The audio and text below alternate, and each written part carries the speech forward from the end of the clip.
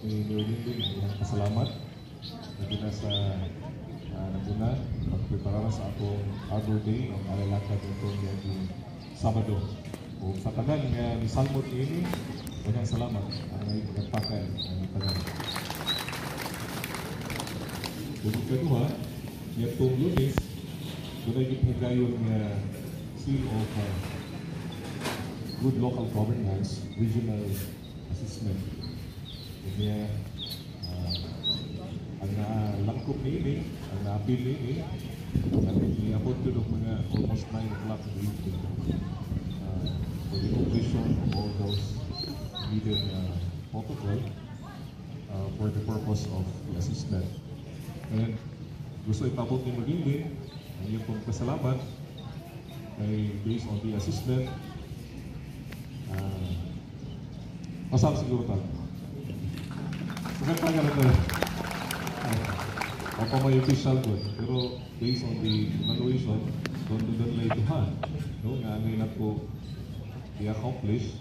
Number one, ang atong DPLO in terms of the physical arrangement. It should be 1 year, whole year, or whole year round. No? Ang atong setting so far as the one-stop shop. And ikaduha, ang atong materials recovery facility, ang atong MRF, kinahanglan na po i-hapsay ang atong mga hapsayon mo dito. Based sa atong report ni Prince, nahimuan na itong gaging Sabado, hapon na complete. Thank you to GSU and to the engineer's office for that completion. So basically, everything is in place. Congratulations, Makanan. And of course, ito ipaabot ko din, congratulations ni Sir Vincent for having been appointed by the Department of Finance to the Secretary as our Municipal Treasurer. Congratulations. And of course, ato po ipaabot ang atong congratulations sa atong Public Employment Service Office, Mr. Jim. Hindi sila regional winner. They are really champion din for the best peso in region. So, daghan kayo itang grasya na nadawat for the past days. At kini, nahimo ni, tungod po na sa inyong kakugi. Nahimo ni, nakabot ni, tungod sa pagdiyan ni Nurliling, lubanan po sa inyong kakugi sa matang opisina. I know, ako pa nga itong maabot sa itong lungsod sa Ilongos kung na ang pag-kinabangan. Munang, walang tayo-tayo karon, ang tinatanan, magkaparihan. Pero, thanks dito ka, gina may ihapon dibutang mas dako pa sa 10. Enjoy mo na ito at inig gamay sa itong palibot.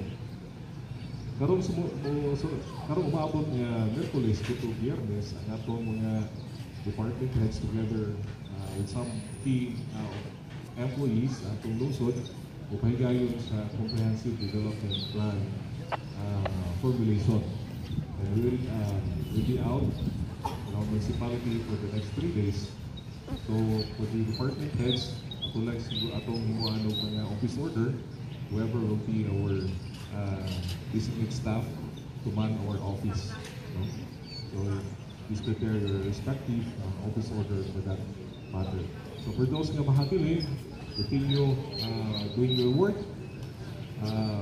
Ano po'y akong bili sa inyo hindi monitor, but the service will not stop, no? Atong the next 3 days.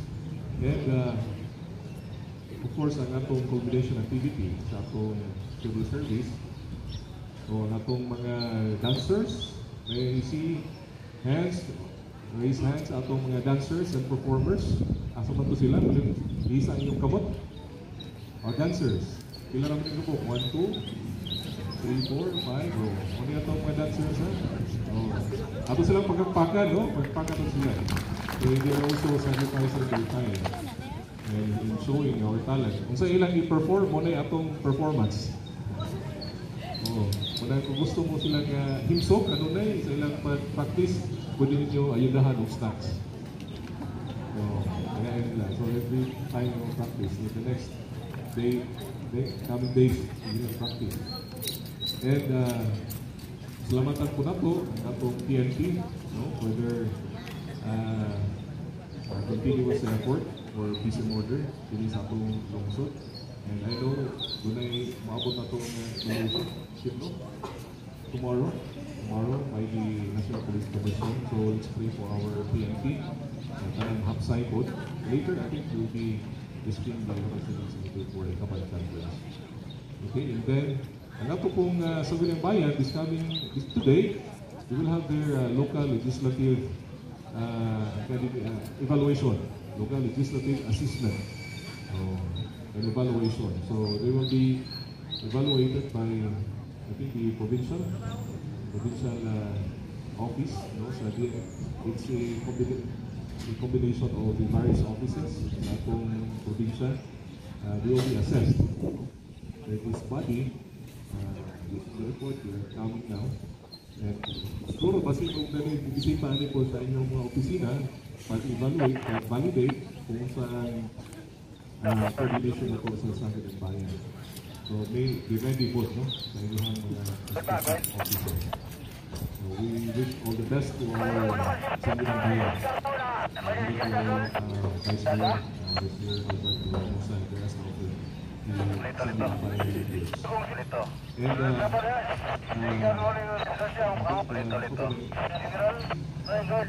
ayan, doon ay preparation sa atong culmination, doon ay Novena.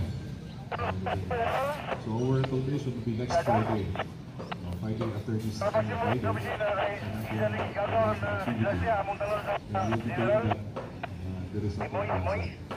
And I think some of the programs of MSWD will also be conducted this week. Karon na itong MSWD nagbigay niya siya o masyad kita ito po sir. Wala na siya o mental health. How's your mental health right now? Healthy pa ba ang inyong mga pangunahuna? Ha? O, tanaw yung tapad.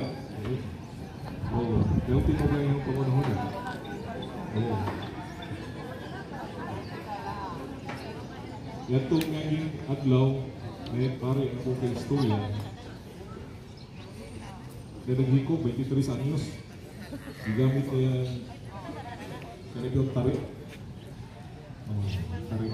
Iwan ko rin sa mga lungsod, laing lugar. Iyang rason lang kaya gibugan sa uyab.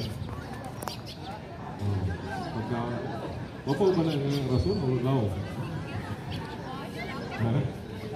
Oo. Kuna, tanawa ko na nga, iyong karong mental health. Basin na mo sa kalibog, na mo sa pagkuwaduha, na mo sa daghang pangutana. So, angay na ninyo yung istorya. Dili nga na iloob. Kung karong buntaga, the first batch will be the regular. Doon ay mga names na. I think last week, doon ay libot na itong memorandum that you will be choosing and your personnel from your office to attend the first day. And since this is a 2-day activity, karon ugma, so nanasigit na inyo hangi karon niya arrangement, no, sa opisina. So make the best effort to attend this mental health session. Masin pala, no? Doon ay angay na to nga i-recalibrate sa atong mga una. It would make us better. Masin o lain ang atong pathway sa atong una karon. So kayo okay lang ta, pero deep within, doon ay mga angay na ito na i-restore, doon ay angay na ito i-rehabilitate ito. Sa physical health, kita ng doktor, siyempre, assess pa na sa laboratory, pero kung nasa una na ito, although you're healthy physically, but mentally, kasi doon na kay mga troubles, no? Or sa psychology na term, no? So this is the occasion for us to listen, not just to listen, but to evaluate. Kasi doon ay part na kaning session or workshop maybe for this. So, take best effort to attend this. And tagayin ninyo akong panahon, no? Para ma-avail pa niya. Kung matuta na yung mga private na mga parama, mahal. O mahal ang kanang consultation, mahal ang process of the evaluation. Okay? So this way, all of this, himunin, dili lang apil po na itong himunin drug test. Okay, this is in accordance with the law, no? I-drug the workplace. So, ating tanan ng opisina, nakahimo na sa drug test. Napay ko lang. So, for those officers na wala pa nakahimo sa conduct, maybe the ratio is the 400 for this test. Make sure na itong local government unit model. Dapat itong programa sa CBDRT, may programa rin sa anti-drug. Pero ito mismo, ay itong role model. No? We are advocate against illegal drugs. So this is the care and kindness na ipakita ng building for us to be a better person and be a better public servant for our people in Ilocos. That is what Ilocos is all about. Salamat. Okay.